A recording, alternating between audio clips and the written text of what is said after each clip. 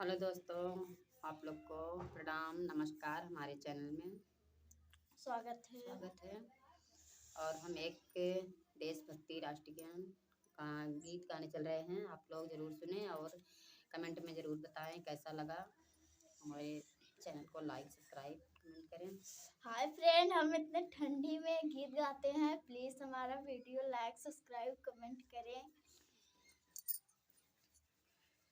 बड़ा नीक लागे अपन देशवा के माटी, बड़ा नीक लागे अपन देशवा के माटी, बड़ा नीक लागे। नाही कौनो भेद भाव, नाही कौनो भेद भाव, नाही कौनो जाति, बड़ा नीक लागे अपन देशवा के माटी, बड़ा नीक लागे।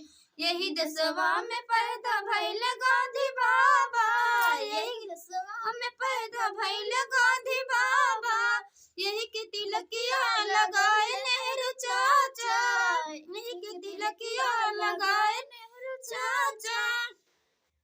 अंग्रेज भाग गइल हो, अंग्रेज भाग गइल नान कमन राती, नीक लागे हमन देशवा के माटी, बड़ा नीक लागे अपन देशवा के माटी, बड़ा नीक लागे।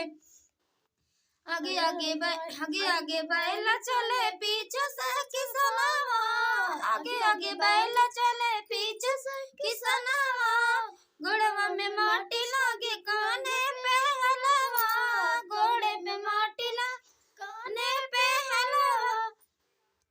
जाड़ा में नीक लागे हो, जाड़ा में नीक लागे